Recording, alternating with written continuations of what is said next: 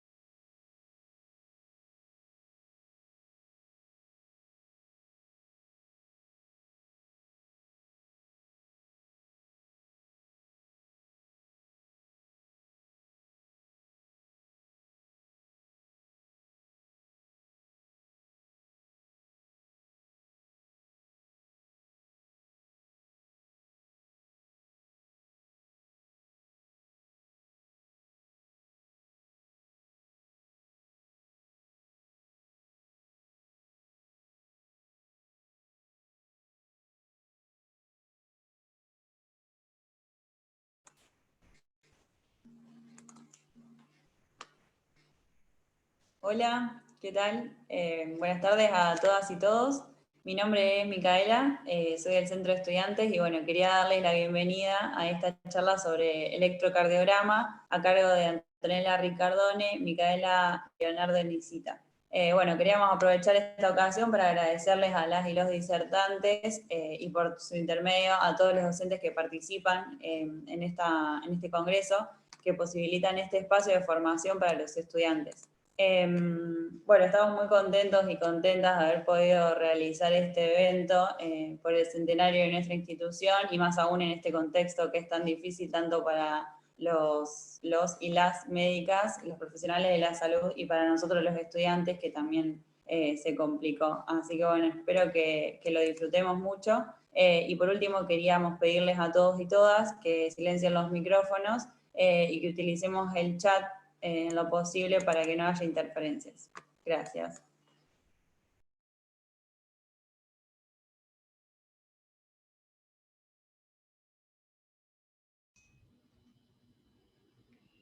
Hola, ¿cómo estás? Leandro, soy yo. Voy a empezar a dar. ¿Querés que ya empiece a compartir pantalla? Decime.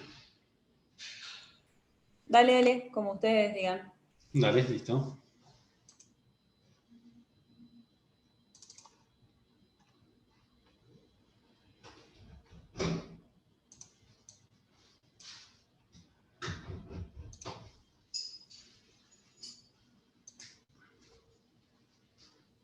Bueno, ¿se ve bien ahí?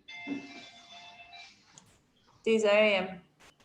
Bueno, ok, bueno, me presento. Mi nombre es Nicita Leandro y junto con mis compañeras, Romaldi Micaela y Ricardone Antonella, somos integrantes del Servicio de Cardiología del Hospital Centenario, somos residentes, y vamos a estar hablando de electrocardiograma de electrocardiografía, que decidimos nombrarlo electrocardiograma en 3, 2, 1, porque vamos a dividirlo en 3 partes. Vamos a empezar con una primera parte de introducción y algunas nociones de electrofisiología, después unas cuestiones técnicas, y por último vamos a ver algunas cuestiones prácticas para que se puedan llevar a su casa.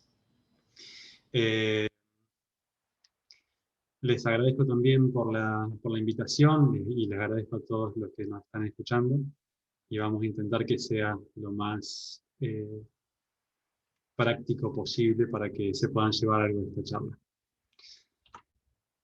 Bueno, como les dije, en esta primera parte vamos a ver algunas nociones de electrofisiología. Antes de esto vamos a definir la electrocardiografía como el registro de la actividad eléctrica del corazón. Así como sabemos, el corazón es un órgano muscular hueco que en su función contráctil genera actividad eléctrica. Esta actividad eléctrica puede ser registrada por algunos aparatos que son los electrocardiógrafos, que tienen un software que cuando registra esta actividad eléctrica puede generar un gráfico que es el electrocardiograma, que es lo que nosotros leemos. Esta actividad eléctrica, para empezar a entender de dónde viene y cómo se genera, vamos a ver un corte longitudinal del corazón y vamos a ver un esquema de las células miocárdicas, que es la unidad funcional del corazón, una de las unidades funcionales, y vamos a recordar que esta célula miocárdica tiene algunas propiedades electrofisiológicas, que son la excitabilidad, la refractariedad, la conductividad y el automatismo. Así, empezaremos a hablar de las primeras dos, que son la excitabilidad y la refractariedad, que la excitabilidad es la propiedad de la célula cardíaca para responder a un determinado estímulo. Y la refractariedad, en cambio, es la propiedad de la célula para no responder normalmente a un estímulo normal. Ahora vamos a hablar de las dos. Empezando por la primera, la excitabilidad. Esta es una célula miocárdica, es un esquema obviamente, y esta célula miocárdica tiene una propiedad fundamental que es la hiperpolarización. Está polarizada esta célula, es decir, tiene diferentes cargas en el intra y el extracelular, siendo el intracelular mucho más negativo que el extracelular. Esta diferencia está dada por la diferente concentración de los iones a ambos lados de la membrana y se denomina potencial de transmembrana. Así, esta diferente concentración entre los iones de sodio y calcio en el extracelular y la concentración de potasio en el intracelular. Esto genera un potencial de transmembrana que es de aproximadamente menos 90 milivoltios, siempre hablando de la célula miocárdica en reposo. ¿Sí? Yo me olvidé decirles que si tienen alguna pregunta la pueden hacer en el chat, que las vamos a ir respondiendo, y si no, bueno, al final después vamos a ir viendo las preguntas a medida que va pasando la charla. Entonces, veníamos diciendo de que este potencial de transmembrana, cuando la célula miocárdica está en reposo, es de menos 90 milivoltios. Así, cuando sobreviene un estímulo a esta célula, que habitualmente este estímulo sobreviene desde una célula adyacente, ya vamos a explicar por qué, sobreviene este estímulo y este potencial de transmembrana, que es de menos 90, va a aumentar, y cuando llega a un potencial que se llama potencial umbral, que es de menos 65 milivoltios, se genera un fenómeno eléctrico de todo nada que se denomina potencial de acción, que ya deben haber escuchado hablar.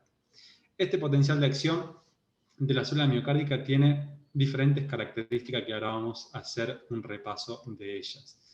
Tiene diferentes fases, voy a marcarlas acá con un resaltador. La célula miocárdica en reposo, en la fase 4, tiene un equilibrio entre la entrada, la salida de sodio, perdón, y la entrada de potasio por la bomba sodio-potasio ATPasa, y que después tiene el camino inverso por su concentración, por su gradiente de concentración. Esta es la célula miocárdica en reposo, como habíamos hablado anteriormente. Así, cuando sobreviene el estímulo, como habíamos mencionado, la célula llega a los menos 65, sobreviene el potencial de acción, empezando con la fase 0, que se abren algunos canales que se llaman canales rápidos de sodio.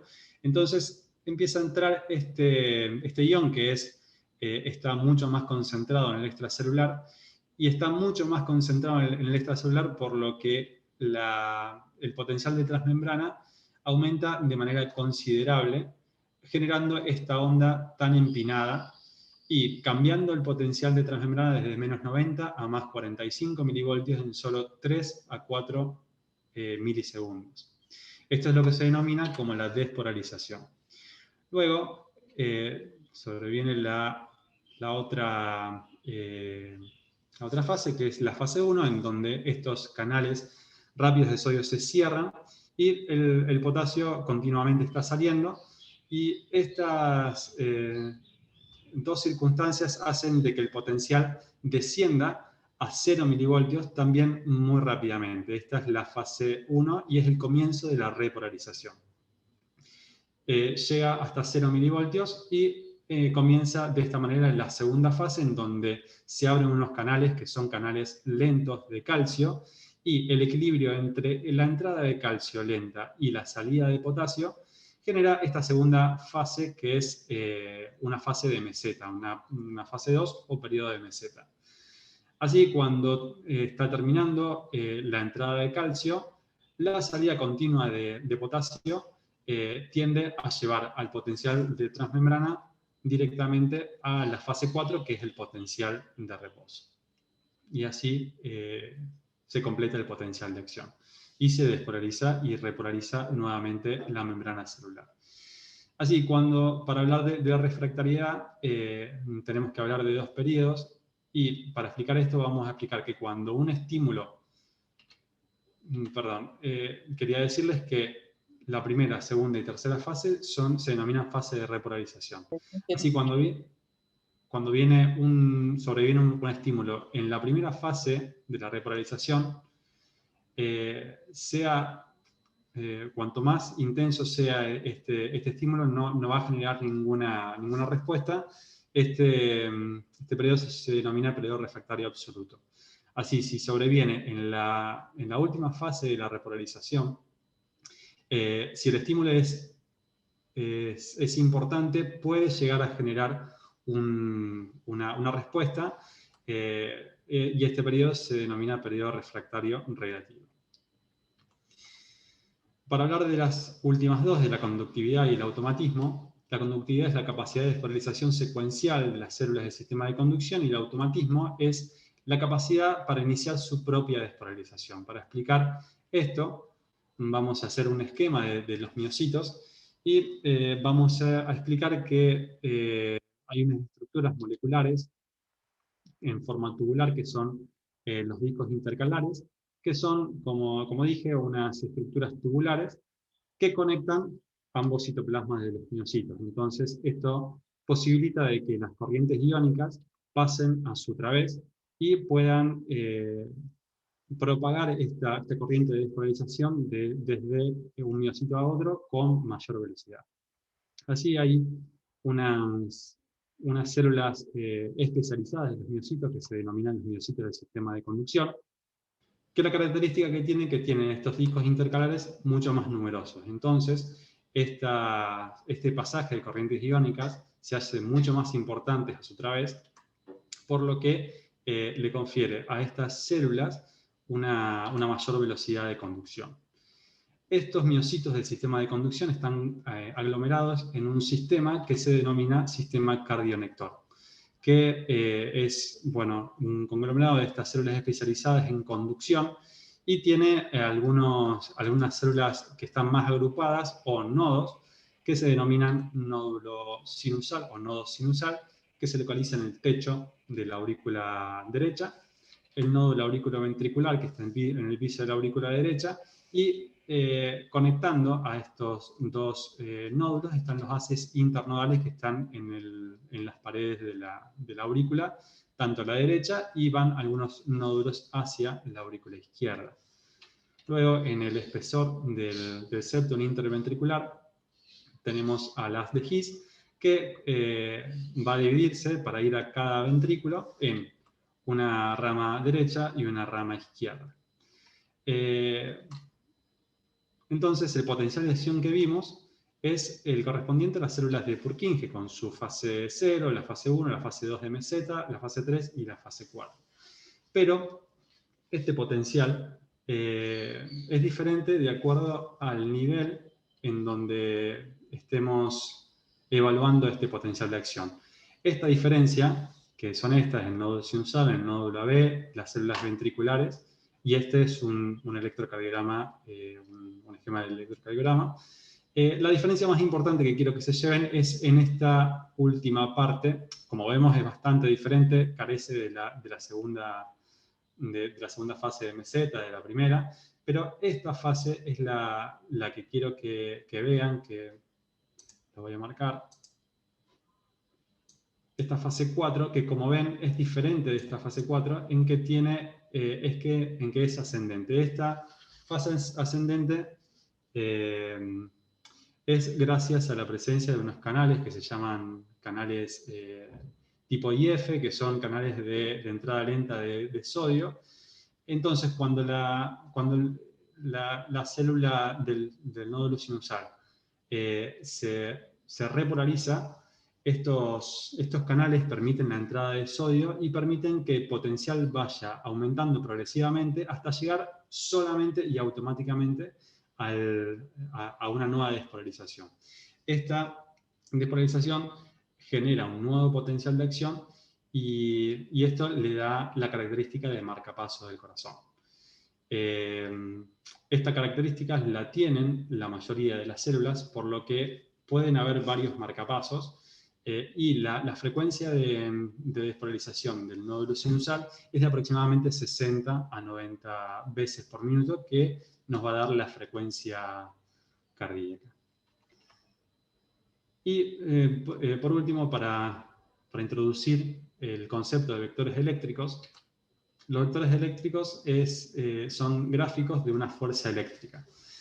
Así tenemos nuevamente el esquema de los miocitos ventriculares, los discos intercalares que conectan todos los citoplasmas de los miocitos ventriculares, y recordando de que el interior de estas células es predominantemente negativo. Así, cuando sobreviene un estímulo hacia estas células, se genera un potencial de acción haciéndolos predominantemente positivos y generando todo un frente de onda que va a generar una determinada fuerza eléctrica. Esta fuerza eléctrica tiene dirección, tiene una determinada polaridad con una cabeza positiva y una cola negativa y una determinada magnitud. Así como recordamos, la definición de electrocardiografía era el registro de la actividad eléctrica. Así que lo que registra justamente son estas fuerzas eléctricas. Lo registra por medio de receptores y de acuerdo a dónde se localiza este receptor va a generar una determinada gráfica en el electrocardiograma. Así, si el receptor se localiza viendo alejarse a esta fuerza eléctrica, a este vector, o dicho de otra forma, viendo la cola de este vector, va a generar una deflexión negativa. Si está paralelo a esta fuerza, es decir, la va a ver acercarse y luego alejarse, va a generar una línea primero positiva, y luego negativa, o dicho de otra forma, una línea isodifásica. Y por último, si lo ve acercarse a este vector, esta fuerza eléctrica se acerca al receptor o ve la cabeza del vector, va a generar una deflexión positiva. Así, si esta fuerza eléctrica tiene mayor magnitud, obviamente la deflexión va a ser mucho más importante. Con esto yo termino mi parte, espero que no hayan quedado así o de esta manera. Y bueno, tengo que decirles que esto va a continuar con mis compañeras. Muchas gracias.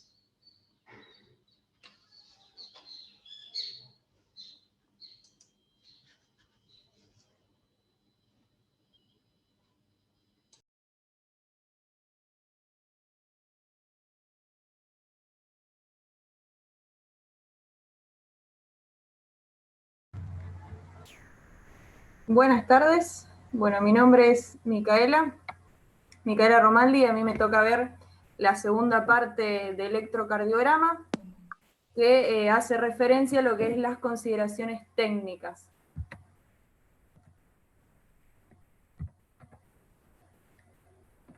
Como ya sabemos, vamos a definir el electrocardiograma con una definición un poco más técnica, que es aquel que registra las diferencias de potencial transmembrana a través de los electrodos ubicados en diferentes partes del cuerpo. Vamos a retomar un poco la historia del electrocardiograma.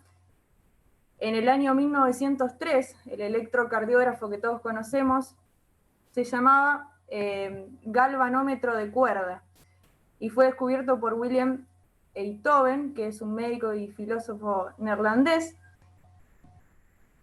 que es el que vemos en la foto. Este galvanómetro de cuerda, después de ya más de 100 años de haber descubierto el principio de Beethoven, aún continúa vigente, además de los avances científicos y tecnológicos que hemos tenido en las últimas décadas. Eso es importante destacar. Vamos a introducirnos un poco a los elementos que necesitamos para poder registrar el electrocardiograma. Lo principal es un electrocardiógrafo que, como lo ven en la foto, este es el que por ahí nos vamos a encontrar en los diferentes centros de salud, este modelo, por eso lo puse en esta foto, y como lo vemos comparado con la diapositiva anterior, el electrocardiógrafo de hoy en día es mucho más pequeño, es portátil y mucho más práctico en cuanto a la utilidad. Además de este aparato, también vamos a necesitar un papel milimétrico, un cable paciente, pinzas y electrodos que a través del cable paciente se van a conectar al electrocardiógrafo, un gel conductor y además alcohol para hacer una limpieza sobre la superficie de la piel, que muchas veces, al no tener el gel conductor en la práctica diaria, terminamos utilizando el alcohol. Ahora bien, la pregunta que nos hacemos es, ¿cómo vamos a hacer un electrocardiograma? Primero que nada, dejarlos tranquilos, porque no es algo que van a hacer en este momento y durante la carrera. sí durante los últimos años van a empezar a hacer, y es importante antes de la práctica tener en cuenta la teoría electrocardiográfica para después aplicarla. Y es cuestión, como les digo, de práctica. Uno va a aprender a hacerlo cuanto más práctica tenga. Pero vamos a tener en cuenta estos parámetros. El paciente debe estar en decúbito dorsal, con el torso desnudo y las extremidades libres. Se debe limpiar, como dije antes, la piel con alcohol y luego colocar los electrodos y las pinzas.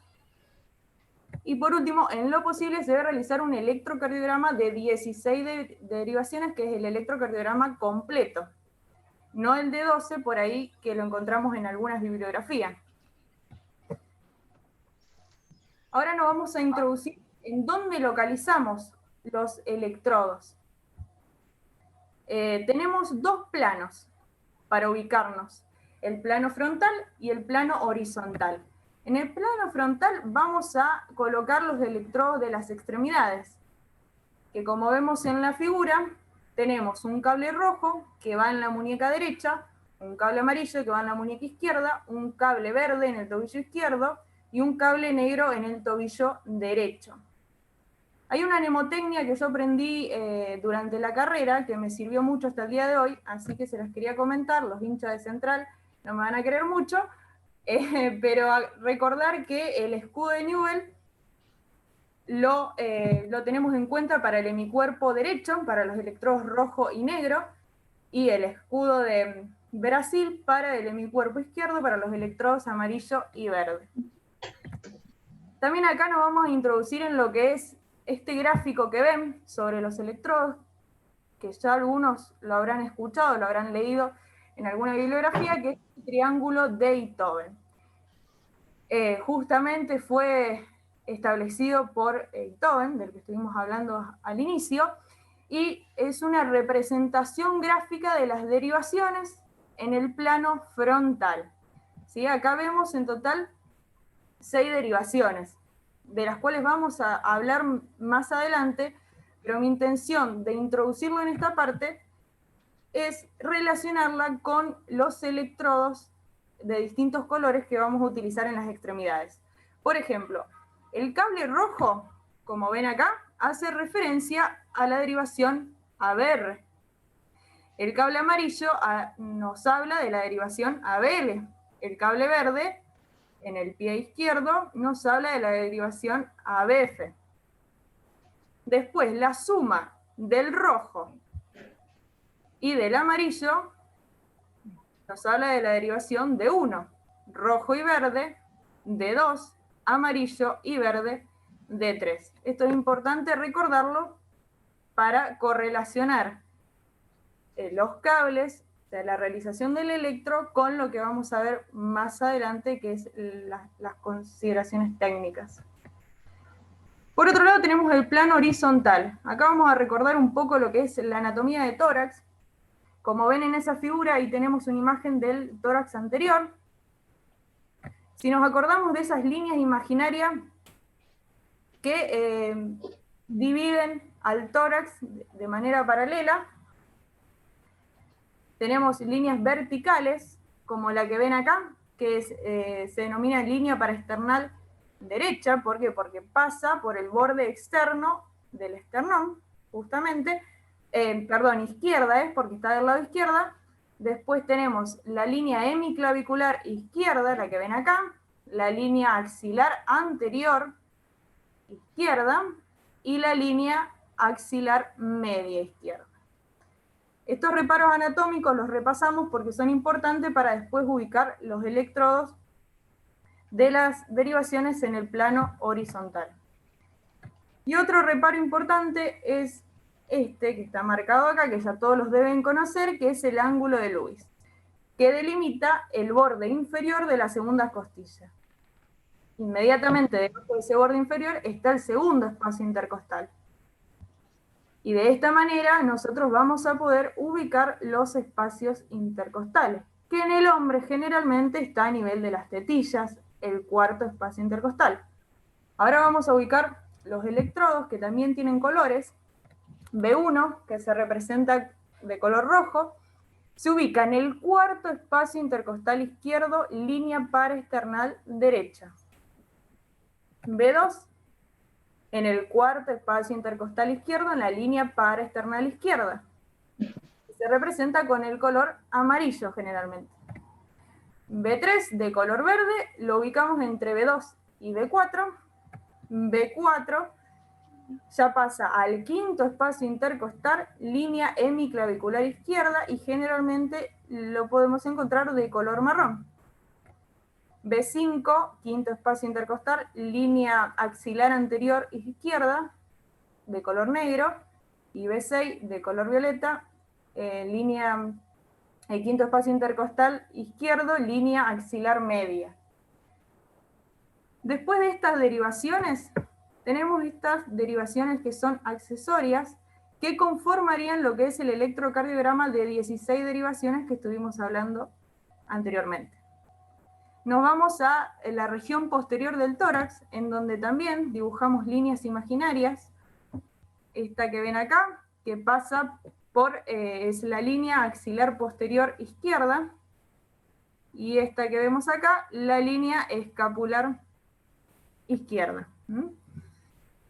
Teniendo en cuenta estos reparos, vamos a ubicar la derivación B7, que está en el quinto espacio intercostal izquierdo, línea axilar posterior izquierda, B8, en el quinto espacio intercostal izquierdo, línea escapular media, y nos vamos de nuevo al tórax anterior y tenemos B3R, que es similar a B3, pero en el hemitórax contralateral, y B4R es similar a B4, pero en el hemitórax derecho.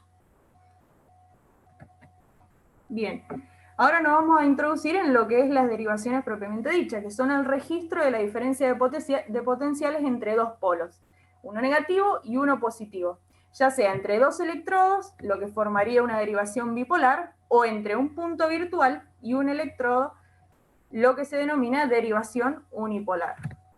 Como dijimos, tenemos derivaciones frontales, que se componen de unipolares como ABR, ABL y ABF, bipolares como D1, D2 y D3, y derivaciones precordiales, que están compuestas de B1 a B8, B3R y B4R.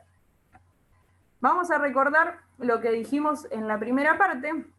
Acuérdense que cuando un vector se acerca a un electrodo positivo, la onda en el electrocardiograma la vamos a ver positiva. En cambio, cuando un vector se aleja del electrodo positivo, la onda la vamos a ver negativa. Esto es muy importante porque lo vamos a poner en práctica más adelante cuando interpretemos electrocardiograma. Ahora sí nos vamos a abocar al triángulo de Beethoven, que como ven tiene forma de triángulo, y el centro está conformado por el corazón. Representa las derivaciones frontales del electrocardiograma, tanto las derivaciones unipolares que registran la diferencia de potencial entre un punto teórico con un potencial cero, que en este caso sería el centro del corazón, y el electrodo de cada extremidad, como vemos acá, ABR, ABL y ABF, se llaman así. B quiere decir vector, R, right, de derecho, del brazo derecho estaría, left, izquierdo. No sé si me ven. Sí, te vemos. Porque se me apagó la compu. Se me apagó la pantalla.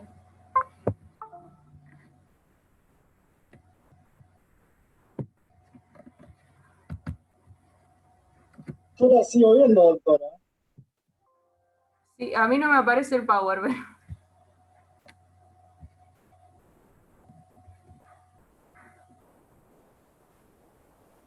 Mica, soy del centro de estudiantes. Se ve bien por ahora. Si querés puedes dejar de compartir y Sí, volver a eso hacerlo. lo quería compartir porque se me puso la pantalla en gris.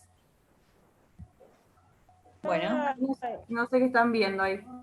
Estamos viendo el triángulo de Beethoven. Yo no estoy viendo nada. Ahí pongo... Ahí estás en tu escritorio.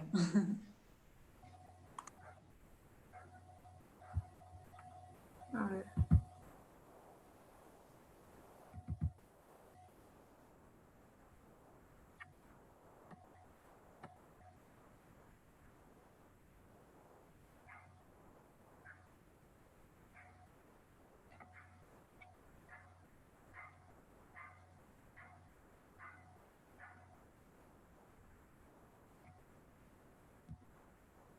Bueno, ahí volvemos. Se me tildó. Díganme si ahí ven y retomamos. Sí, se ve bien. Listo. Disculpen. Sí, bien. Bueno, como dijimos, las derivaciones unipolares, B de right, corresponde al brazo derecho, left de izquierdo, por eso, y acuérdense, B de vector, y F de foot, que corresponde a la derivación de pie izquierdo. Al principio se llamaban BR, BL, BF, después como eran derivaciones de voltaje pequeño, se le agregó la A, que significa amplificado. Estas derivaciones, como dijimos, registran la diferencia de potencial entre un punto cero del corazón y la derivación de la extremidad. Y después tenemos derivaciones bipolares que registran la diferencia de potencial entre dos electrodos ubicados en diferentes extremidades. Entre ellas podemos encontrar D1, que tiene un polo negativo y un polo positivo que se acerca a ABL. D2, un polo negativo y un polo positivo que se acerca a ABF. Y D3, un polo negativo y un polo positivo que se acerca a ABF. Y por otra parte, las derivaciones precordiales, que ya estuvimos hablando algo, también se las denomina derivaciones unipolares. Acá vemos un plano transversal del tórax en donde podemos observar un punto que es potencial cero, que vendría a ser este punto virtual del que hablamos antes, que hace referencia al centro del corazón, que es negativo, y por otro lado, los electrodos precordiales de B1 a B6, que son considerados positivos. Acuérdense que cuando el vector se acerca, la onda se va a ver positiva, cuando se acerca al electrodo positivo, y cuando el vector se aleja, la onda la vamos a ver negativa.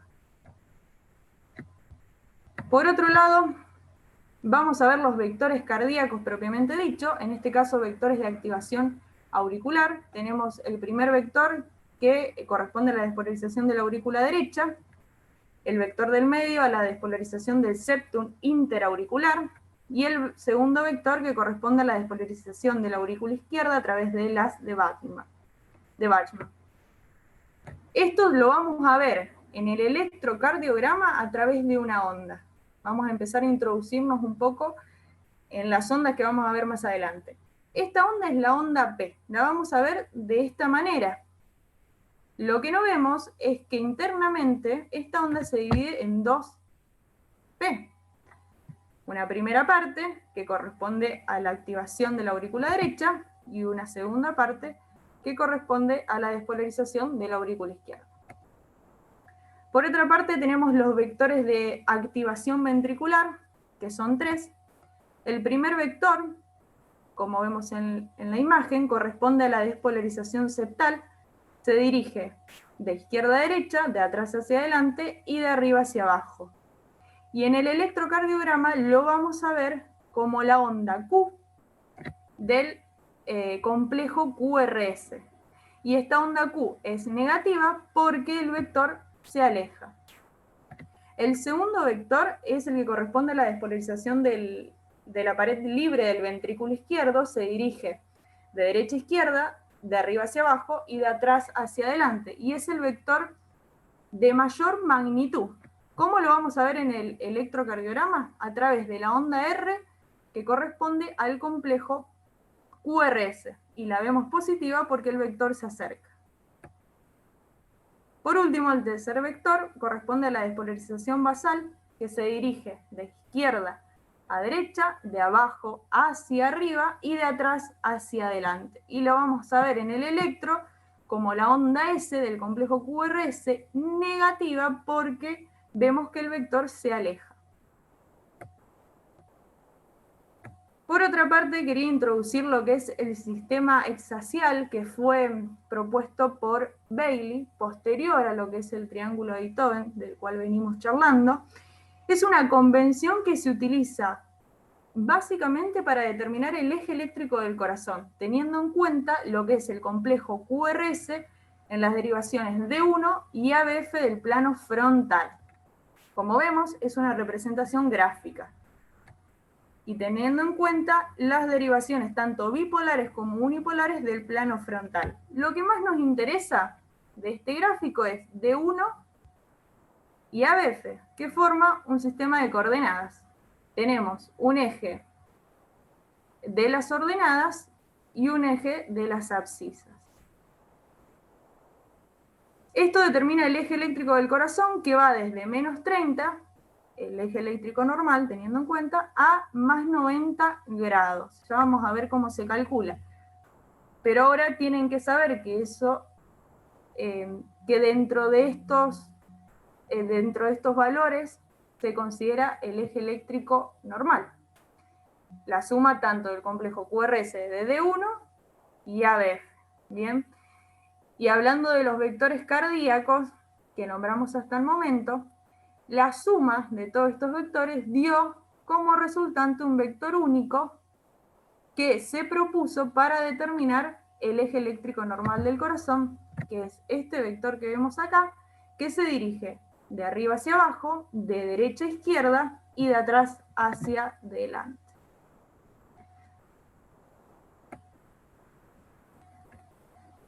Por otra parte, vamos a tener en cuenta las derivaciones y relacionarla anatómicamente con el corazón. Esto es una vista anterior del corazón. Volvemos a introducirnos al triángulo de Beethoven. Tenemos las derivaciones frontales y precordiales, todas juntas. Y empecemos. La derivación ABL y D1, como ven en el gráfico, miran hacia la cara lateral alta del corazón. Entonces, cualquier alteración que veamos más adelante en el electrocardiograma y en estas derivaciones nos están hablando de que hay algo en la cara lateral alta del corazón. Por eso es importante tener en cuenta la relación anatómica. Después, por ejemplo, B1 y B2 miran hacia la cara septal, B3 y B4 hacia la cara anterior, B5 y B6 hacia la cara lateral baja, D2, D3 y ABF hacia la cara inferior del corazón, B7, B8 hacia la cara posterior y B3R, B4R hacia el ventrículo derecho. Nos vamos a introducir a la parte más técnica del electro, que es la cuadrícula electrocardiográfica. Simplemente es el papel que registra el electrocardiograma. Es termosensible, por lo tanto no requiere el uso de tinta, como lo vemos en la imagen. También lo vamos a relacionar con dos ejes, un eje vertical que nos habla del voltaje, que se mide en milivoltios, y un eje horizontal que nos habla del tiempo, que se mide en milisegundos, o también lo van a encontrar como segundos. Teniendo en cuenta estos valores, nosotros posteriormente podemos introducirnos a la interpretación del electro. Como ven acá, este papel electrocardiográfico o milimétrico se compone de cuadrados grandes, como el que marqué recién, y cuadraditos o cuadrados pequeños, que 5 cuadrados pequeños forman un cuadrado grande. Y sabemos que un cuadrado grande en el eje vertical, o sea, en el eje del voltaje, 5 milímetros, eso es lo que mide, que van a equivaler a 0,5 milivoltios. Y en cuanto a la duración, en el sentido horizontal, el cuadrado grande mide 5 milímetros, que equivale a 0,20 segundos. El cuadrado chiquito, en el sentido horizontal, mide 1 milímetro, que equivale a 0,04 segundos, y en el eje vertical también mide 1 milímetro, que equivale a 0,1 milivolt. Y ahora bien, ¿de dónde salieron estos números, estas equivalencias? Salen de lo que es la velocidad de registro. La velocidad de registro que utilizamos habitualmente es de 25 milímetros por segundo. Esto quiere decir que 5 cuadrados grandes equivalen a 1 segundo. Por eso es importante siempre ver, cuando registramos un electrocardiograma, la velocidad de registro del mismo, si está en 25 milímetros de segundo. ¿Por qué digo esto? Porque puede haber variables. Por ejemplo, en el caso que la frecuencia cardíaca sea muy lenta, podemos utilizar una velocidad de registro de 12,5 milímetros por segundo. En cambio, si la frecuencia cardíaca es muy rápida, podemos utilizar un registro de 50 milímetros por segundo. Esto solamente va a modificar lo que es el ancho de las ondas. No modifica el voltaje ni la amplitud, solamente la duración. Y en cuanto al estándar, también conocido como talón, es un pulso eléctrico de 1 milivoltio que aparece al inicio del registro. Este es el estándar que casi siempre vamos a utilizar, que corresponde a 2 cuadrados grandes, o sea, 10 mililitros equivalen a 1 milivoltio. Pero también puede haber variaciones de este estándar, por eso es importante determinarlo cuando vamos a hacer un electro, porque podemos encontrarnos con un doble estándar que en sentido vertical sería 20 milímetros, corresponderían a 1 milivoltio, y en este caso se utiliza en situaciones especiales, por ejemplo, cuando las ondas son de muy bajo voltaje. Y también tenemos el medio estándar, que en sentido vertical 5 milímetros van a corresponder a 1 milivoltio, y en este caso se utiliza para una situación inversa, por ejemplo, para disminuir a la mitad el registro de las ondas de alto voltaje. Y tener en cuenta que el estándar solamente va a modificar el voltaje o amplitud, pero no altera la duración de las ondas. Ahora, errores en el estándar, un clásico. Siempre nos encontramos con estos errores que en la práctica clínica nos pueden llevar a errores en la interpretación de un electrocardiograma. Ahora nos vamos a introducir en la última parte de lo que es consideraciones técnicas, que tienen que ver con las deflexiones en el electrocardiograma y su nomenclatura. Nos encontramos con ondas, como estuvimos hablando algo hasta el momento, que es aquella deflexión del trazo, ya sea positiva o negativa. Después también podemos ver complejos, que es un conjunto sucesivo de ondas, segmento, que es todo lo que se encuentra entre las ondas, e intervalo, que es la suma de un segmento y una o más ondas. Como ven acá, esto es lo que vamos a ver en un electrocardiograma normal. Vemos una onda P al inicio, un segmento PR, un complejo QRS, un segmento ST, una onda T, una onda U y 2 intervalos, que es el intervalo PR y el intervalo QT. Ahora vamos a hablar un poquito de cada uno de ellos. En cuanto a la onda P, representa la despolarización auricular, como ya dijimos anteriormente, que normalmente se origina en el nodo sinusal, que es el marcapaso cardíaco. Así la vamos a ver en el electro. La primera parte corresponde a la despolarización de la aurícula derecha, la segunda de la aurícula izquierda. El segmento PR es la diferencia de tiempo entre la activación auricular y el comienzo de la activación ventricular. Y lo vamos a ver desde el final de la onda P al comienzo del QRS. Y es un segmento isoeléctrico. El complejo QRS representa la despolarización ventricular y existen diversas morfologías de este complejo que, como vemos en la imagen, se inscriben con letras mayúscula y minúscula. Y esto tiene que ver con la amplitud de las ondas de ese complejo.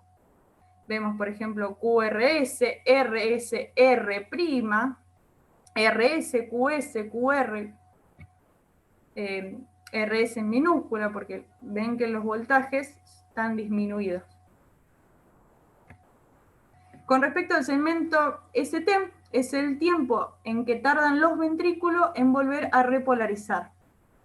Desde el final del QRS hasta el inicio de la onda T, y es isoeléctrico. En este segmento ST vamos a encontrar además el punto J, que es la unión del QRS con el segmento ST.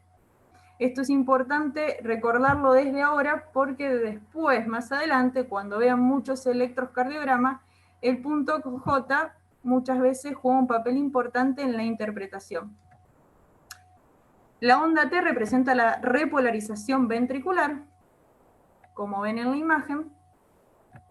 La onda U, que es una onda inconstante, es decir, no siempre la vamos a ver en el electrocardiograma, y podría corresponder a la repolarización de la red de Purkinje. Se encuentra inmediatamente después de la onda T. Y por último, los dos intervalos, el PR, que representa la despolarización auricular, y además nos habla del retraso fisiológico que sufre el estímulo al pasar por el nodo auriculoventricular, va desde el comienzo de la onda P hasta el inicio del complejo QRS. Y por último, el intervalo QT, que es el tiempo transcurrido desde el comienzo de la activación ventricular hasta el final de la repolarización ventricular. Para finalizar esta parte, lo que vamos a hacer es correlacionar lo que dijo Leandro en la primera parte, que tiene que ver con la fisiología y las consideraciones técnicas. En este caso, tenemos el sistema cardionector con el electrocardiograma. Como vemos en la imagen, todo impulso eléctrico nace del nodo sinusal, que es el marcapaso fisiológico, se va a dirigir hacia las aurículas, produciendo lo que es la despolarización auricular. La vamos a ver en el electro como la onda P. Luego llega al nodo auriculoventricular, en donde se produce el retraso fisiológico, lo vemos a través del segmento PR. Luego despolariza la región septal del ventrículo, que lo vamos a ver en la onda Q del QRS, y luego la pared libre y basal a través de la onda R y S del complejo QRS. Y ahora bien, lo que no estamos viendo acá es la repolarización auricular. ¿Por qué motivo? Por el hecho de que sí ocurre la repolarización auricular, pero coincide con la activación ventricular. Entonces, en el electrocardiograma, el QRS tapa lo que es la repolarización auricular. Y solo vamos a ver la repolarización ventricular a través de la onda T. Bueno, hasta acá vimos lo que es la segunda parte del electrocardiograma. Espero que no haya sido muy aburrida.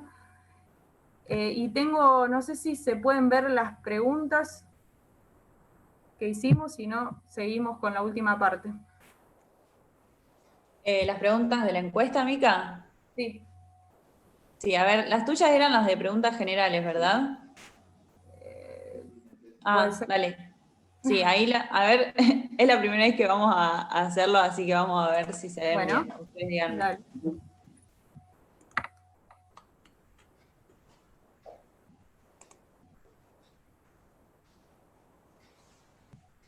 Sí, es ese. Bueno, vayan respondiendo porque total es anónimo. Es para ver si fueron aprendiendo algo de lo que dimos hasta ahora. ¿Se ven bien? Yo las veo. No sé. Y léelas si querés, Mica. La primera pregunta dice, si el vector cardíaco se aleja de un electrodo positivo, la onda que se inscribe en el electrocardiograma será positiva, negativa o bifásica. Eso lo estuvimos nombrando varias veces en el seminario.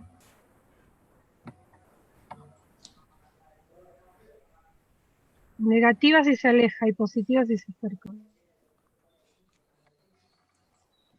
Bien.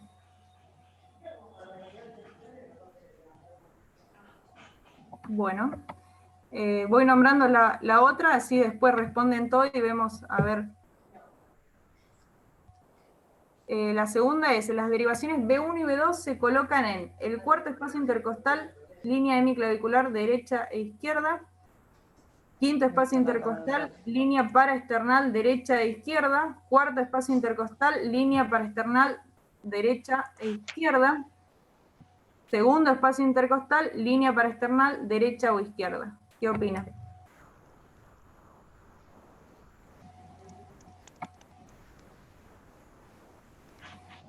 Esta pregunta la hice porque hay errores frecuentes en la práctica y lo vemos en la práctica de médicos ya recibidos. Por eso la quise incorporar para que se lleven el concepto de dónde se colocan los electrodos B1 y B2. En el cuarto espacio, línea hemiclavicular derecha e izquierda. Sí, la idea es que vayan respondiendo la encuesta y después vemos las respuestas, así, porque somos muchos como para que cada uno opine. Perdóname. Así podemos seguir con la otra charla.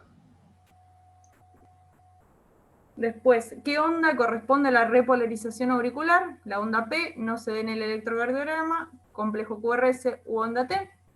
Y por último, ¿cuáles son las derivaciones unipolares? ABR, ABL, ABF, D1, D2, D3, ABR, ABL, ABF, B1, B2, B3, B4, B5 y B6, D1, ABF o ABL.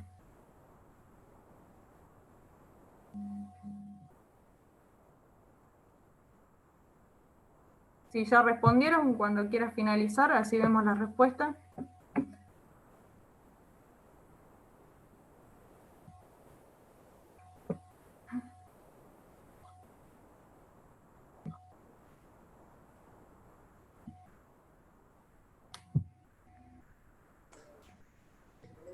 ¿Muestro las respuestas?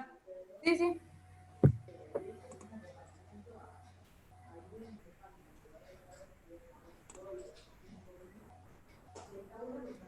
Bueno, la primera sí, es negativa, así que bien, la gran mayoría aprendió ese concepto. La segunda, las derivaciones B1 y B2 van en el cuarto espacio intercostal, línea paraesternal, derecha e izquierda, la gran mayoría respondió bien. Acuérdense porque el error frecuente es que la coloquen en el segundo espacio intercostal y se confundan con los focos auscultatorios cardíacos. Pero acuérdense que va en el cuarto espacio intercostal. La otra, ¿qué onda corresponde a la repolarización auricular? La gran mayoría respondió que no se ve en el electro, y eso lo dije casi a lo último, así que está bien. No quiere decir eso que no ocurra la repolarización auricular, sino que coincide con la activación ventricular. ¿Y cuáles son las derivaciones unipolares? Ahí estuvo bastante igualado lo que es ABR, la primera y la tercera opción, y la correcta es la tercera. Acuérdense que las derivaciones precordiales también son consideradas unipolares, simplemente que yo en la pregunta no dije cuáles son las derivaciones unipolares del plano frontal, porque ahí sí sería ABR, ABL, ABF. Quise poner las derivaciones unipolares generales. Así que, bien. Bueno, estamos.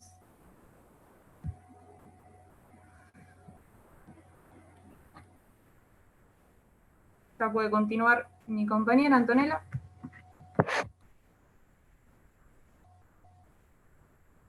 ¿Se ve ahí? Sí. Sí, se ve. Perfecto. Bueno, buenas tardes a todos. Mi nombre es Antonella y vamos a continuar con la última parte de esta charla.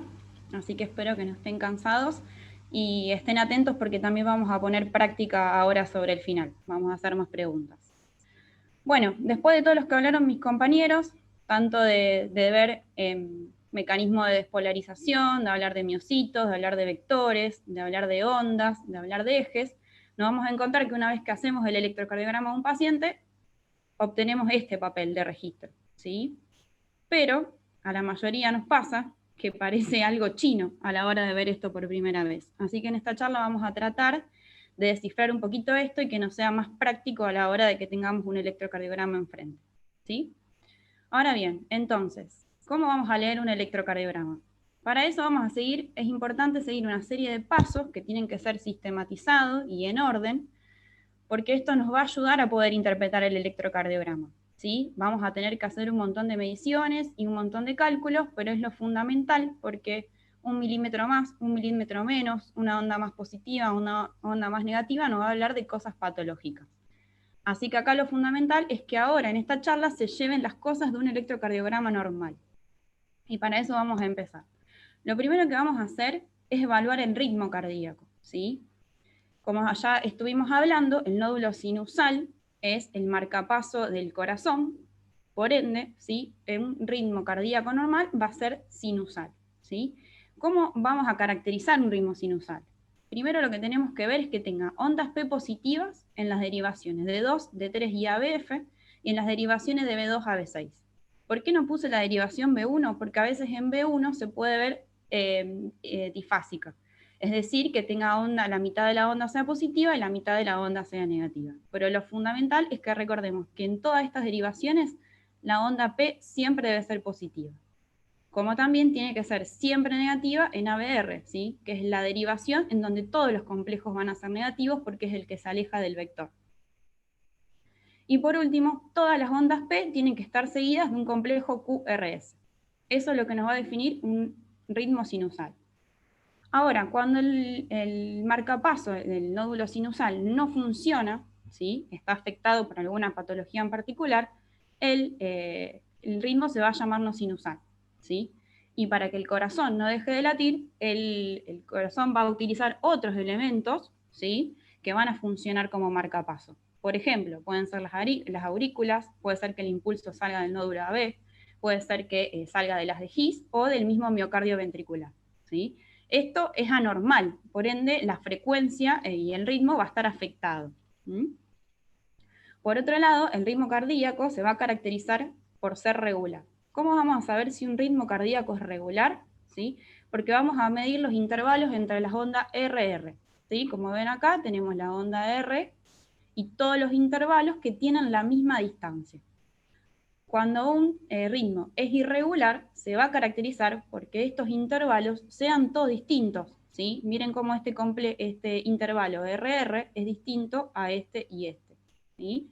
Eso se va a caracterizar por ser un ritmo irregular. Pero lo normal que tenemos que recordar es que el ritmo cardíaco es sinusal y regular. El segundo paso que vamos a hacer es determinar la frecuencia cardíaca. ¿Sí? Como ya se habló antes, la frecuencia cardíaca normal, que está marcada por el nódulo sinusal, es de 60 a 100 latidos por minuto.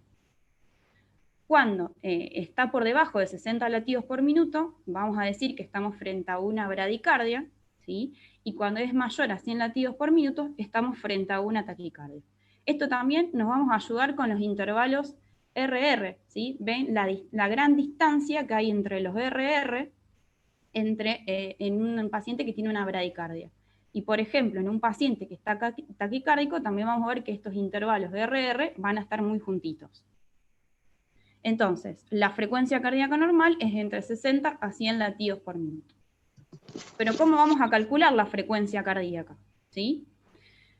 Para los ritmos regulares es un poquito más fácil. Para eso vamos a recordar que en 60 segundos, ¿sí?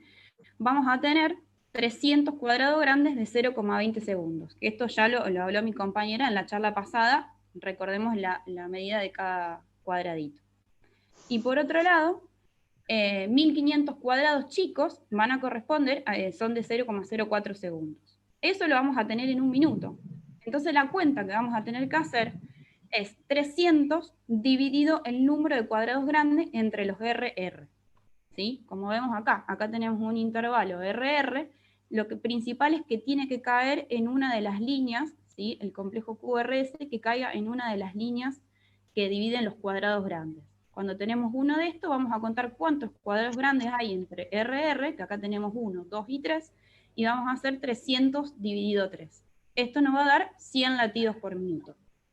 Cuando elegimos el otro método, que es ver los cuadraditos chicos, ¿sí? Vamos a calcular 1500 dividido el número de cuadrados chicos entre RR. ¿Sí? Acá tenemos también un intervalo de RR y los cuadraditos chicos, no sé si se alcanza a ver bien, hay 15 acá adentro. Entonces, lo que vamos a hacer es 1500 dividido 15 y esto nos va a dar 100 latidos por minuto. Otra forma de acordarse también que viene sacando de esta cuenta a partir de este cálculo nos podemos memorizar, ¿sí? Entre las líneas que separan los cuadrados grandes, sabemos que vamos a hacer 300, y entre 300 dividido 2, que son los dos cuadrados grandes que tenemos acá, nos va a dar 150. 300 dividido 3, 100, 300 dividido 4, 75, y así sucesivamente, ¿sí? En estas líneas vendrían a caer los complejos QRS. ¿Mm? Bien, ahora, para los ritmos irregulares va a ser distinto, porque estos intervalos RR van a estar en distancias distintas. Entonces, ¿qué vamos a hacer? Vamos a tomar en el electrocardiograma 6 segundos, ¿sí? Que como ayuda, todos los, el papel del electrocardiograma tienen acá estas rayitas, ¿sí? Que cada una de estas rayitas suelen tener 15 cuadrados grandes. Entonces vamos a tomar 2, ¿sí? Vamos a tener 30 cuadrados grandes. 15 corresponden a 3 segundos y otros 15 corresponden a otros 3 segundos. Y si no tenemos las rayitas que nos ayuden, contamos 30 cuadrados grandes. Lo que tenemos que hacer ahora es contar, ¿sí? Cuántos complejos QRS caen en 6 segundos.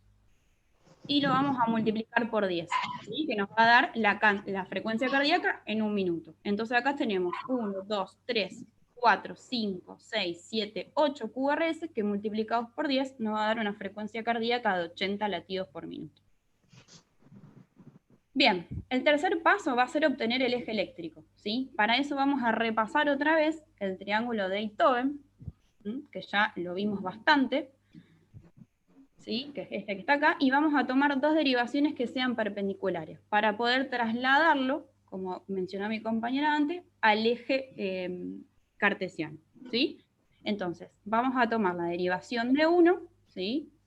Y vamos a tomar la derivación ABF. Esto lo vamos a trasladar, como dije anteriormente, acá a este eje cartesiano, ¿sí? Entonces, como vemos acá, tenemos D1 en el plano horizontal y ABF en el plano vertical. Por convención, todo lo que está en la hemisfera superior son negativos, y todos los valores que están en la hemisfera inferior son valores positivos, ¿sí? Y ahora lo que vamos a recordar es que el eje cardíaco del corazón, que es la suma vectorial, de donde se va a despolarizar principalmente el corazón, es de menos 30 a más 90, ¿sí? Este es el eje cardíaco normal. Todo lo que caiga por acá, ¿sí? Nos habla de lo normal. Ahora, cuando un vector, ¿sí? Nos cae de menos 30 a menos 90, vamos a decir que este eje va a estar desviado hacia la izquierda, ¿sí? Va a haber patologías que nos van a indicar que el eje cardíaco del corazón está desviado hacia la izquierda. Cuando cae entre más 90 y más 180, el eje va a estar desviado hacia la derecha, ¿sí? Esto nos va a hablar de otras patologías que nos va a desviar el eje hacia la derecha. Y cuando cae entre menos 90 a menos 180, el eje es indeterminado. ¿Vamos bien hasta acá? Ahora vamos a practicar un poquito esto. Entonces, lo que vamos a hacer es tomar, este es un electro de uno de nuestros pacientes del hospital, vamos a practicar con este electro, vamos a tomar la derivación de 1 y vamos a tomar la derivación ABF. Lo que tenemos que hacer ahora, ¿sí? Es sumar el voltaje de estos dos complejos para poder traspasarlo al eje.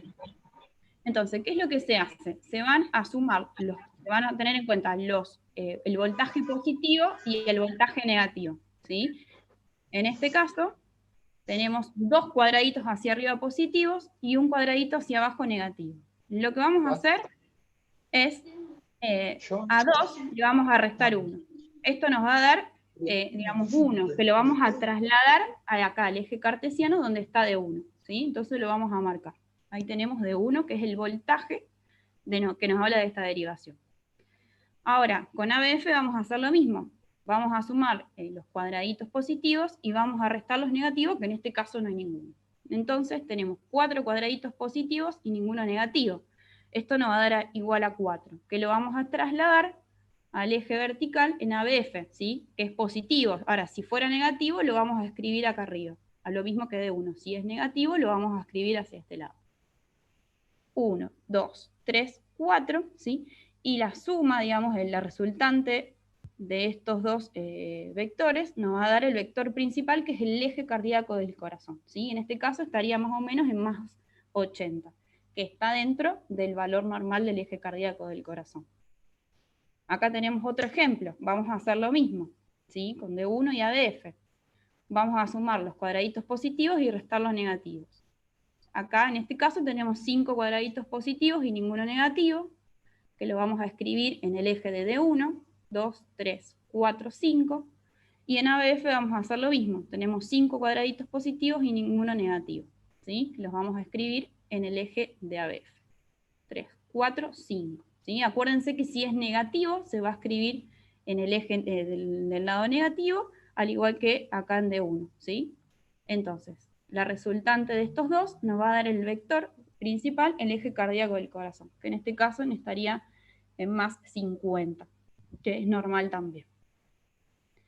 Bien, ahora el paso a seguir es evaluar las ondas y segmentos, ¿sí? Que también es importante que lo hagamos sistematizado, onda por onda, intervalo por intervalo, para que no se nos pase nada, porque cualquier alteración milimétrica nos podría estar hablando de algo patológico. Bien, entonces, recordamos las ondas, tenemos la onda P, el intervalo PR, el complejo QRS, ¿sí? El segmento ST, ¿sí? Que no nos olvidemos del punto J, como mencionó mi compañera anteriormente, porque esto nos va a permitir evaluar las alteraciones en este segmento, ¿sí? La onda T y el intervalo QT. La onda U puede estar o no, así que la vamos a dejar de lado en esta charla. Bien, bueno, vamos a empezar.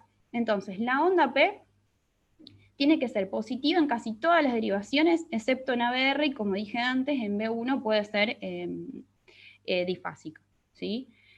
Debe durar entre 0,8 a 0,10 segundos, ¿sí? Y debe tener una amplitud menor a 0,25 milivoltios, ¿sí? Para esto, para que les sea más fácil, nos podemos ayudar con los cuadraditos, ¿sí? No debe medir más de 2 cuadraditos y medios de ancho y no debe medir más de 2 cuadraditos y medios de alto, ¿sí? Esta sería una onda P normal. Vemos 2 cuadraditos de ancho y 2 cuadraditos de alto. Ahora, hay distintas patologías que nos pueden dar alteraciones en la onda P. Por ejemplo, miren esta onda P que es muy ancha, ¿sí? Y esta onda P que es muy alta. No me interesa ahora que sepan qué patologías causan esto en sí, pero sí que les quede claro que esto no es normal y nos tiene que llamar la atención. Por eso es importante medir onda por onda. Bien, después vamos a medir el intervalo PR. El intervalo PR, ¿sí? Debe durar entre 0,12 segundos a 0,20 segundos, ¿sí? Como vemos acá. También para eso nos ayudamos con la cantidad de cuadraditos, ¿sí? Debe medir entre 3 a 5 cuadraditos. Y hay patologías que nos pueden dar un intervalo PR muy prolongado o patologías que nos pueden dar un intervalo PR muy corto, ¿sí? Y esto acuérdense que no es normal, ¿sí? Yo quiero que se queden con estas imágenes y si no es, no es fácil aprender de entrada toda la duración de las ondas, pero con los cuadraditos nos simplifica mucho más. Bien, después vamos a evaluar el complejo QRS. La duración del complejo QRS debe ser entre 0,08 a 0,11 segundos, ¿sí? Como el que está acá. Debe medir entre 2 a 2 cuadraditos y medio, no más que eso, ¿sí? Y las ondas siempre tenemos que evaluar la onda Q, la onda R y la onda S, ¿sí? Que estén presentes las tres. Estas son alteraciones, son electros patológicos, por ejemplo, miren este complejo QRS, que es muy ancho, al igual que este, ¿sí? O este acá, que está mellado, ven que no se marcan bien todas las ondas. Este también es patológico, y este, por supuesto, cuando vean esto, abran los ojos porque puede ser muy grave, ¿sí? Así que recuerden que el complejo QRS debe medir entre 2 a 2 cuadraditos y medio. Bien, después vamos a seguir evaluando el segmento ST. El segmento ST, como dijimos anteriormente, debe ser isoeléctrico, ¿sí? Debe estar en la línea, no debe ni medir, puede alterarse, que digamos, que se desnivele, ¿sí? Hacia arriba o hacia abajo, y lo normal es que esté isoeléctrica, nivelada, ¿sí? Entonces, para ver la nivelación del segmento ST, vamos a tener en cuenta el punto J, ¿sí? Porque cuando esto esté nivelado hacia arriba o nivelado hacia abajo, nos va a hablar de patologías, ¿sí? Miren, este se va a denominar supradesnivel del ST, o infradesnivel del ST. ¿Sí? Esto también nos está hablando de cosas patológicas y nos tiene que llamar mucho la atención a la hora de verlo en el electrocardiograma. Después vamos a evaluar la onda T, ¿sí? Que la onda T debe ser positiva en todas las derivaciones, excepto en ABR. Acuérdense que ABR es siempre negativa. Debe ser de ramas asimétricas y debe medir menor a 5 milivoltios. ¿Sí? Esta sería una onda T normal. Ramas asimétricas, ¿sí? Positiva en casi todas las derivaciones y no debe medir más de 5 milivoltios, más de 5 cuadraditos. ¿Mm? Bien, estas también son causas patológicas de onda T muy positivas, muy altas, o onda T negativas, ¿sí? Que esto estaría mal en el electrocardiograma y también nos tiene que llamar la atención. Por último, vamos a medir el intervalo QT, que debe medir entre 0,36 a 0,44 segundos, ¿sí? Lo vamos a medir acá, este sería el punto final, desde el comienzo del QRS hasta el final de la onda T, ¿sí? Y debe medir, para que sea más práctico, entre 9 y 11 cuadraditos. Este sería, por ejemplo, un caso patológico, ¿sí? En donde el intervalo QT está muy acortado, o acá está prolongado, ¿sí? Ven que llama mucho la atención, ¿sí? Lo importante del intervalo QT, que recuerden también, es que se va a modificar con la frecuencia cardíaca. Hay fórmulas y cuentas para hacer, para calcular según la frecuencia cardíaca el intervalo QT corregido, ¿sí? Que, digamos, ahora esto no me interesa que lo sepan con profundidad porque ya es mucho más específico, ¿sí? Pero sí que les queden claro que se va a modificar con la frecuencia cardíaca. A menor frecuencia cardíaca, el intervalo se va a prolongar y a mayor frecuencia cardíaca, el intervalo se va a cortar, ¿sí? Así que siempre hay que corregirlo. Para esto hay fórmulas, incluso actualmente por la aplicación del celular o por aplicaciones en internet se pueden calcular. Bien, entonces, vamos a recordar los pasos que tenemos que seguir para que poder interpretar bien el electrocardiograma, ¿sí? Que es lo que me interesa que se lleven en esta charla. El paso a paso y la manera sistematizada de analizarlo, ¿sí? Porque esto nos va a facilitar a la hora después de poder interpretarlo. Entonces, el primer paso, recordemos que es evaluar el ritmo cardíaco, sinusal o no sinusal, regular o irregular. Después vamos a calcular la frecuencia cardíaca. Posteriormente vamos a calcular el eje cardíaco. Vamos a evaluar las ondas y los segmentos. Primero la onda P. Recuerden que tiene que ser positiva en casi todas las derivaciones y seguidas de un QRS. El intervalo PR. El segmento CT. El complejo QRS. La onda T y por último el intervalo T. El intervalo QT. Así que bueno, ven que ya lo tenemos y ahora las cosas se van simplificando un poquito. Recuerden bien este paso a paso para ahora pasar a la parte práctica. Entonces, bueno, ahora sí vamos a despertarnos un poquito. Yo sé que es la hora de la siesta, pero ¿les parece si practicamos? Vamos a empezar con un par de ejemplos. ¿Sí? Bueno, este es el primer electro. No sé si ahí tienen a mano las preguntitas que vamos a ir haciendo respecto al primer electro. ¿Sí? Sí. Recuerden paso a paso. Primero lo que vamos a hacer es determinar el ritmo cardíaco, ¿sí? Recuerden que lo vamos a clasificar en sinusal o no sinusal, y la frecuencia cardíaca. Si quieren ir poniendo la primera pregunta. Dale, Anto, ahí la pongo. Vayan pensando, ¿qué le parece este electro? Si es sinusal. Miren las ondas P en las derivaciones. ¿Sí? Miren en PR si está negativa. Y miren si todas las P están seguidas de un QRS. Y miren la distancia, ¿sí? Los intervalos RR, si son todos iguales o son distintos. ¿Qué les parece? ¿Sí? Ahí tienen la respuesta para ir marcando. Por otro lado, también vamos a calcular la frecuencia cardíaca. ¿Sí? Recuerden que vamos a tomar un intervalo RR, acá cae justo la R en la rayita gruesa, y si usamos la fórmula del 300, acuérdense que es 300 dividido la cantidad de cuadrados grandes, ¿sí? 300 dividido 3, ¿cuánto nos puede dar? Bien. Y después, ¿qué les parece el eje cardíaco? ¿Sí? Yo les voy a dar una pista. ahora en un ratito. Si se animan a ir respondiendo. Yo quiero saber cuando estén la mayoría por ahí respondidas. Así yo abajo voy poniendo las respuestas correctas también. Bien. Bueno, entonces estamos frente a un... Tengo que sacar las preguntas para poder pasar el Power. Ahí está. Bien.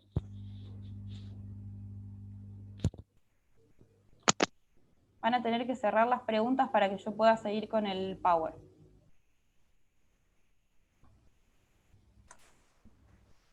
Sí, Anto, si la cierro, se van a mostrar los resultados. Sí, no importa, yo ya ahora los repasamos. Dale. Bien. Perfecto. Entonces ahora vamos a ¿Ahí se ven? corroborar. Perfecto. Bien, vamos a corroborar si lo que respondió la mayoría está bien o no.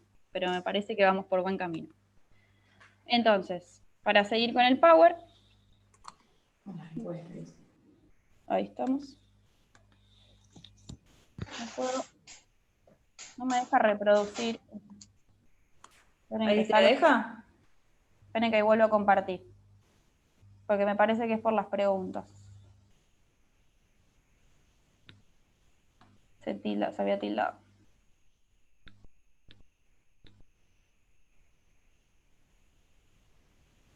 Bien, entonces, ahora sí.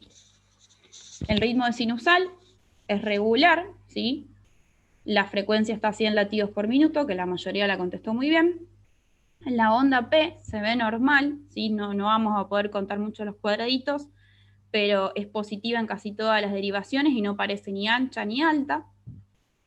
El eje está a más 60, que respondieron bien todos que es normal.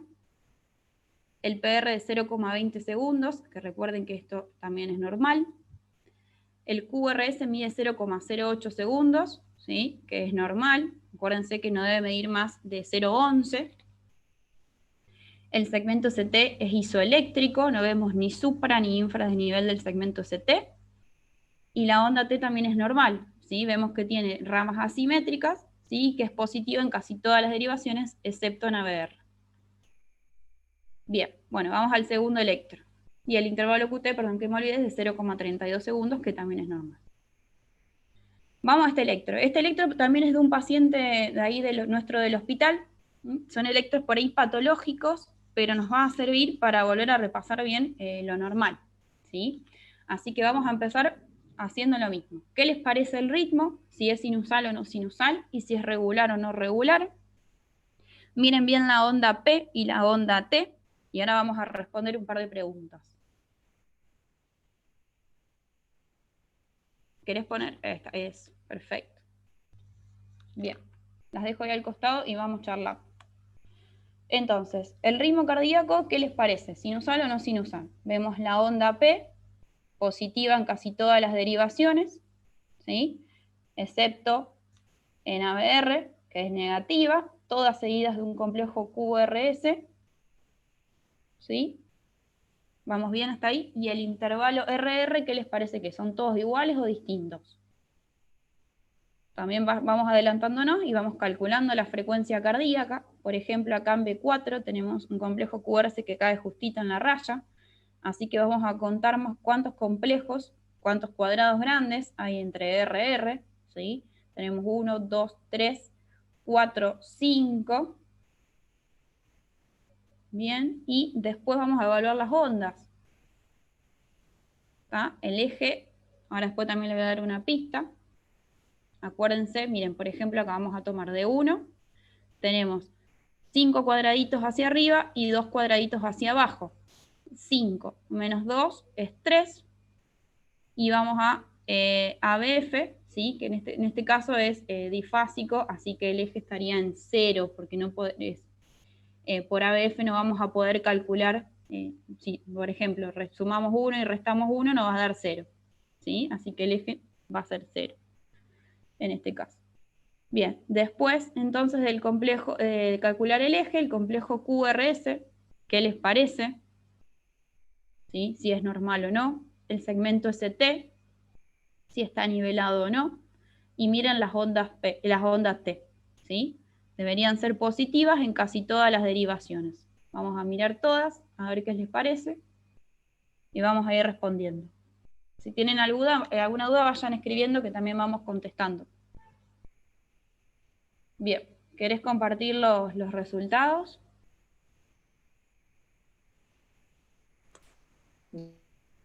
Dale.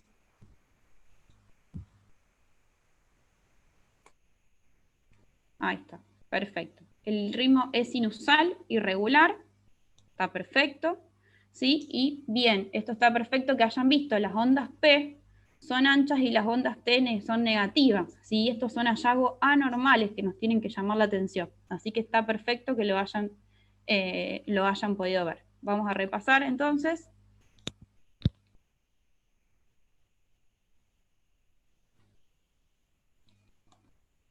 No me deja, vamos de vuelta. Se me complica con las encuestas. Ahí la saqué igual, no sé si es cuando Ahí está. están... Entonces, vamos a repasar. El ritmo es sinusal, es regular, la frecuencia cardíaca está a 60 latidos por minuto, que es normal, el eje está a 0, que también es un eje normal, el PR mide 0,20 segundos, que es normal, y la onda P es ancha, ¿sí? Mide 3 cuadraditos la onda P. Si algunos la pudieron medir y evaluar bien, mide 3 cuadraditos. Eso es algo anormal. El segmento QRS es normal, mide 0,08 segundos, puede confundir en algunas derivaciones, pero es normal. El segmento CT está isoeléctrico y las ondas T son negativas, ¿sí? Principalmente acá, en B4, en B5, B6, vemos ondas T negativas. En D1 y en D2 también vemos T negativas. En ABL también las T parecen ser negativas, ¿sí? Miren ABF. Esto es anormal. Lo normal es que la onda T siempre sea así positiva. Y el intervalo QT mide 0,40 segundos, que también es normal. Bien, vamos a pasar al tercer electro, ¿sí? Este también es de un paciente ahí del hospital, es un electro patológico, ¿sí? Si quieren, ¿querés poner las preguntas? O si no, lo voy charlando. Ahí está, eso, perfecto. Bien. Sí, tarda un segundito en conectar, por eso a veces las pongo cuando pasas el electro y Dale, no hay problema. Bueno, entonces, en este electrocardiograma, otra vez vamos a evaluar el ritmo. ¿Qué le parece el ritmo? Si es sinusal irregular o no sinusal regular. ¿Sí? Miren las ondas P, en las derivaciones, en la mayoría, suelen ser positivas, negativa en ABR. ¿Sí? Miren, acá hay un ejemplo de una onda bifásica en B1, ¿sí? Que es positiva y después negativa, esto es normal. Bien, después vamos a evaluar el segmento PR, ¿sí? El complejo QRS. Miren estos complejos QRS a ver qué es lo que le parece, si es normal o no. El segmento ST, si está nivelado o no. Miren todas las derivaciones, ¿sí? Acá está el punto J, para que se den una idea, a ver qué les parece este segmento ST. Y la onda T, que es lo que le sigue al segmento. Bien.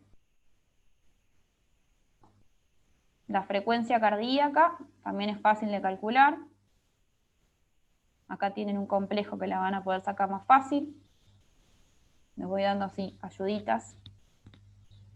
300, 150, 100, 75, 60.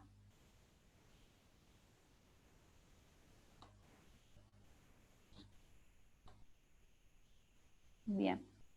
Y el eje, ¿sí? Acá en este electro está más 80. Piensen si eso es normal o no. Y también evalúen la onda P, ¿sí? ¿Qué les parece?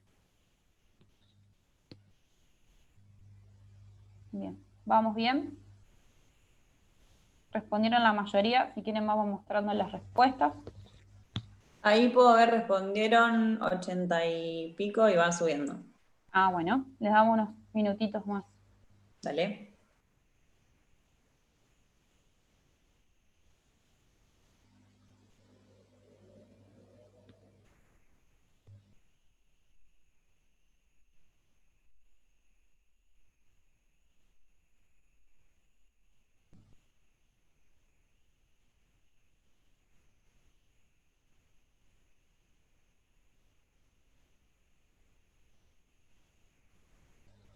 Perfecto.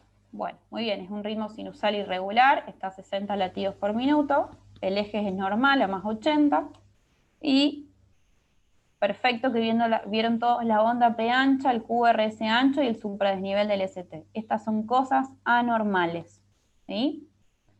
Vamos a seguir con el power, bien. Entonces, sinusal, regular, una frecuencia de 60, el eje a más 80, las ondas P son anchas, también miden 3 cuadraditos, el PR de 0,20 que está normal, el complejo QRS, sí que es ancho, miren cómo cambia la morfología, el supradesnivel del ST, ¿sí? En estas derivaciones, en B2, B3, B4, B5 y B6,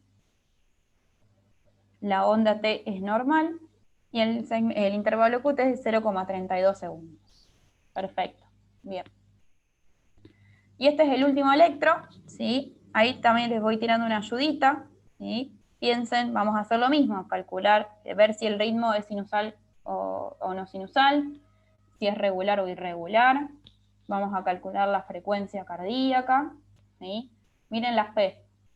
¿Dónde están las P? Busquen las ondas P, fíjense en los intervalos RR, si son iguales o no, ¿sí? Si queréis ir poniendo ahí las preguntas también.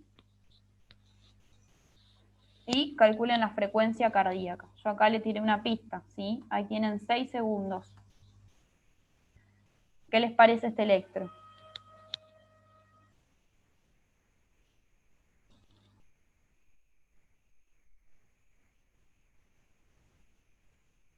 Ahí hay un error en la frecuencia cardíaca. Alguna hora me va a contestar, seguramente.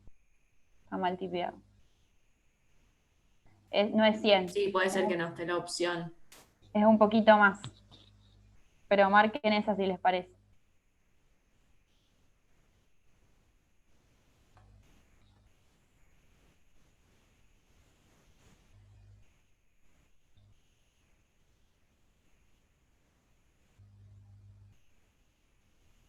¿Vamos bien?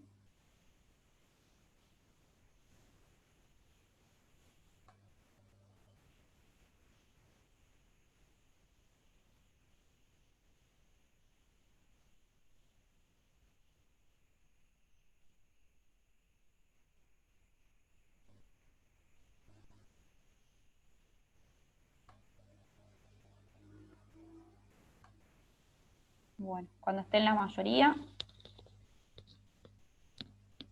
son fáciles. Por lo que veo venimos bien, digamos. Lo importante de acá, de que se lleven esta charla, es de las cosas normales, ¿sí? Y del orden que tienen que seguir a la hora de ver un electrocardiograma. Va a haber cosas que se van a acordar, va a haber cosas que no, y otras que les tiene que llamar la atención. Bien, perfecto. Es un ritmo no sinusal e irregular, ¿sí? La frecuencia cardíaca es 130 latidos por minuto, que ahí había un error de tipeo, y el paciente se encuentra taquicárdico, ¿sí? Este es el típico electro de un paciente que tiene una fibrilación auricular, ¿sí? Que es lo más frecuente de ver en un ritmo irregular y taquicardia. Entonces, vamos a repasar. Vamos a volver acá.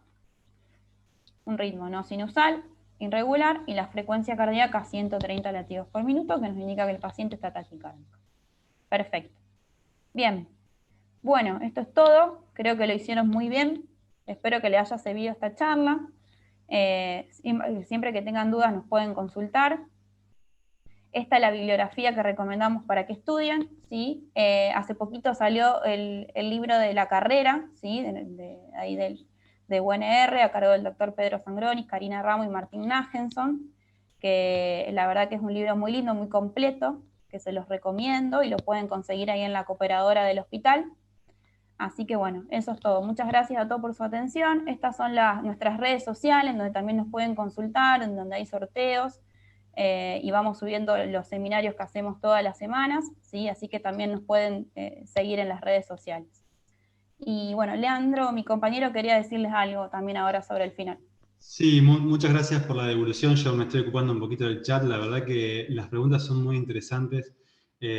Agradecemos también porque es algo muy importante para alguien que da una charla tener este tipo de audiencia, porque es importante, siempre tengan en cuenta cuando vayan a una clase, intenten ir estudiados también, justamente porque al que da la charla también es algo importante, porque nos da más estímulo para poder seguir. Yo les quería comentar también que estamos preparando un curso de electrocardiografía normal, como esta parte, y anormal también, desde el servicio de cardiología. Lo vamos a estar avisando ahí por las redes, que vamos a estar bastante activos desde este momento, en Facebook, en Instagram, en Instagram, perdón. Nos pueden escribir por ahí, algún mensaje privado, no hay ningún tipo de problemas. Le quería, bueno, aprovecho, te respondo acá, Tony me había hecho una pregunta. De 2 y de 3, fíjate de que cuando veas el triángulo de Beethoven tiene la parte positiva en la pierna izquierda, entonces todos los vectores que van a ir hacia allá van a ser positivos, por eso que la T es positiva en D2. No, Claro, pero la repolarización no sería de la punta del ventrículo hacia arriba. Sí, lo que pasa es que al ser una repolarización, el vector va hacia atrás. Eso te lo tengo que explicar en una imagen que lo vas a entender. Al ser una repolarización, el vector va hacia atrás y desde el epicardio hacia el endocardio. Entonces, el vector, si bien es al revés, tiene una polaridad diferente. Tiene como si fuera una cola positiva y una cabeza negativa. Es por eso que se ve siempre positiva. Se ve de la misma polaridad que el QRS. Como si fuera al revés. Como si fuera, perdón. Al revés. Al revés, sí. Sí. Perfecto, gracias. No, de nada. Aprovechando otra consulta. En el electro ya sale la frecuencia cardíaca, pero ¿es preciso esa medición que hace el aparato o sí hay que hacer el cálculo? No sé, chicas, si lo quieren responder ustedes, yo si no tengo una respuesta.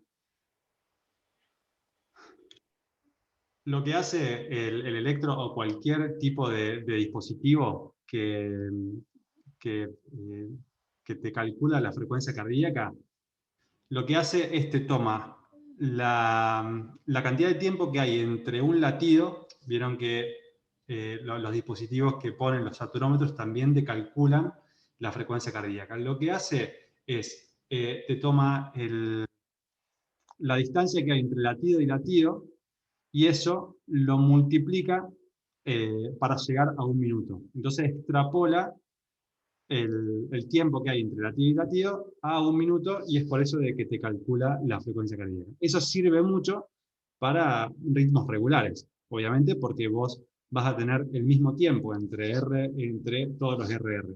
Es bastante poco aproximado en los ritmos irregulares, en donde tenés periodos entre los RR anormales. Es decir, te va a ir cambiando la frecuencia cardíaca de acuerdo al tiempo que hay entre latido y latido. No sé si me parece que fui un poco... Sí, o sea que si el ritmo no es regular, no sirve mucho, tenemos que calcular. No sirve mucho, claro, sirve igual, pero es por eso de que vos fijate de que Antonella había contado de que cuando tenés ritmos irregulares, usás otra forma de hacerlo. Viste que tenés que hacer una aproximación, es decir, vos tomás 6 segundos, que son esos 30 cuadrados grandes, y eso lo extrapolás, lo multiplicás por 10 y haces 60 segundos, pero eso es aproximado, siempre es aproximado. La mejor manera es contar en 1 minuto entero. Lo que pasa es que habitualmente no haces una tira de 1 minuto entero para contar toda la frecuencia cardíaca, es por eso que extrapolás. Siempre claro. Cuando tengas ritmos irregulares va a ser algo aproximado. Pero es bastante aproximado.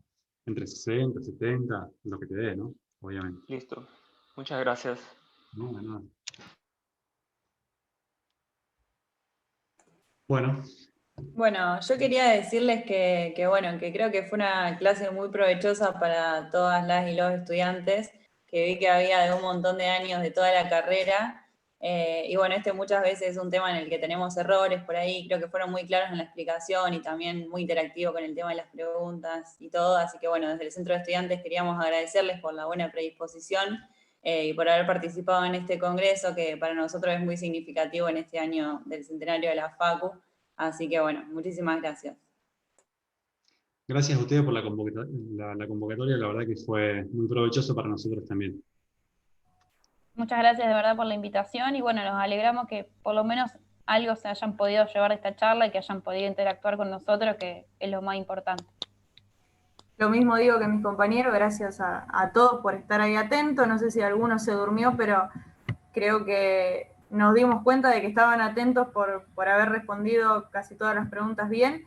Así que lo que queremos es que se lleven los conceptos básicos, que ahora leyendo un poco electrocardiograma puedan entenderlo mejor y en un futuro aplicarlo a la práctica.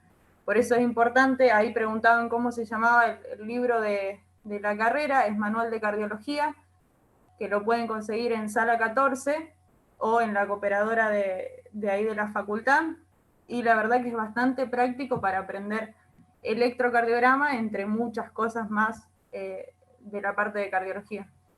Si no, también nos pueden contactar por las redes, como ya habíamos dicho, tenemos el Instagram y el Facebook, y ahí podemos incluso hablar de algunas otras cosas. Acá me preguntaron qué bibliografía puedo consultar para la introducción e interpretar de ergometría. No sé a qué te referís, Matías, pero bueno, ahí hay un consenso de las ergometrías de la Sociedad Argentina de Cardiología. Si no, hay un libro muy completo, que es uno de los que nombró Antonella, que es el Serra, que hay un capítulo que habla de ergometría. Eso es una buena introducción, y después ver la parte clínica en el consenso de la Sociedad Argentina de Cardiología.